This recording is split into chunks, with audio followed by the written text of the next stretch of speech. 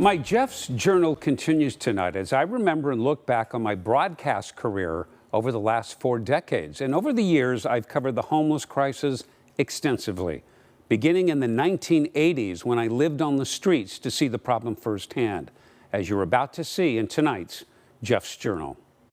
It's a way of life you can't understand until you experience it. And that's what I did. I left my job, my home, and family behind, and for 3 days, I lived on the streets of Portland, encountering the problem firsthand.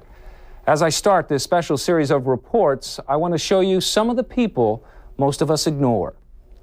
37 years ago, I went undercover, living on the streets of Portland, introducing viewers to the real tragedy of homelessness. No one recognized or questioned who I was. I called myself Bill. My first night, I slept at Baloney Joe's, a former shelter anchored on the east end of the Burnside Bridge, and learned why many homeless prefer to sleep outside. After a 3-hour wait, I check in. I'm assigned a cot in the back of the room. The smell of sweat and dirty clothes is overwhelming. On another night, I slept on a loading dock. But the real story centered on the lives and faces like those I met while getting a meal at Southeast Portland's St. Francis Dining Hall. All types of people eat here. You'll find families, some just getting by. One family is living in a car.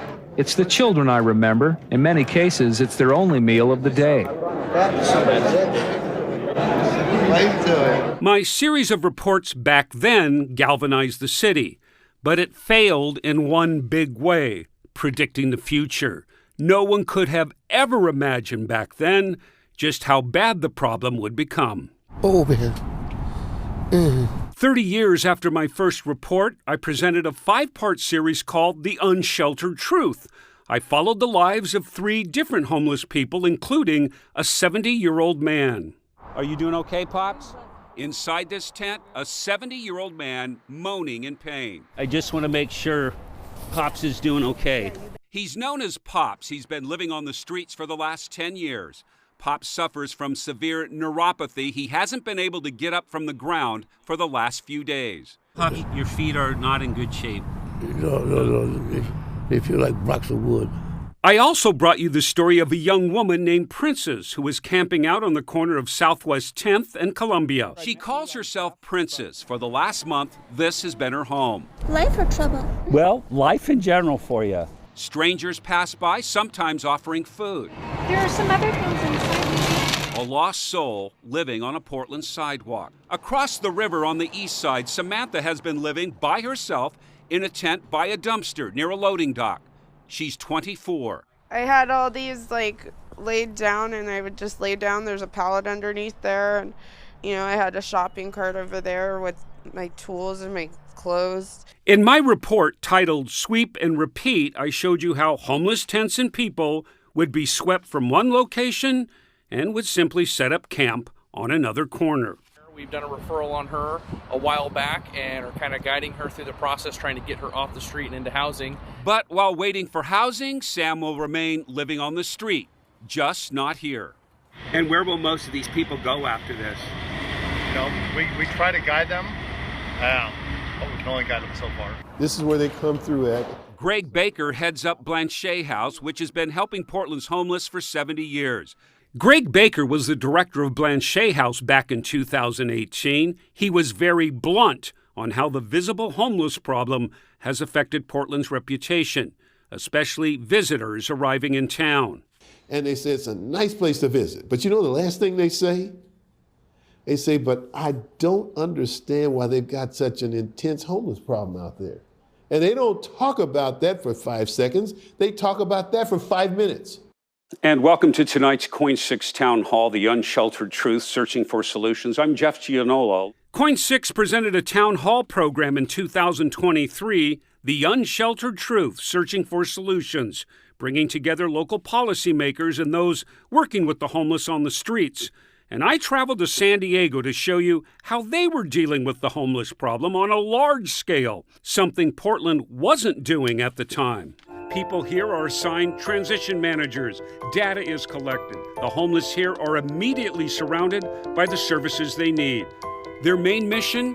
Get people off the streets now into transitional shelters instead of waiting on the streets for permanent housing. It's like telling passengers on a sinking ship, hang tight, we're going to build you lifeboats sometime in the next 3 to 20 years. KOIN's Town Hall, The Unsheltered Truth, won an Emmy for exploring solutions to getting people off the streets. But programs and awards don't erase the fact that homelessness remains one of the biggest issues still facing us. I remember many things looking back on my career, but when I look back on all my reports on the homeless, I remember Princess and the last time I saw her. Back on a downtown sidewalk at 11th and Columbia, Princess has paid no attention to a notice to pack up. The cleanup crews came, removed her tent, cleared the sidewalk. There was one thing they didn't take. Late that night, as a light rain falls, Princess is curled up on the sidewalk in a wet blanket. They took her tent, her belongings. They left Princess behind. That's the unsheltered truth.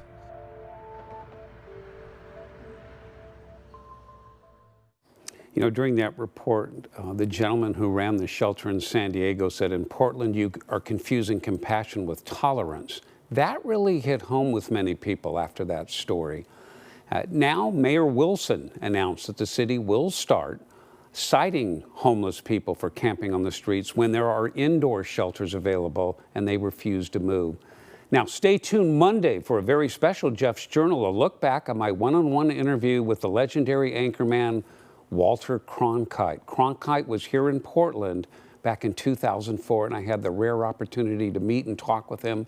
And what he says about the polarization of Americans over the course of history, words that really ring true today.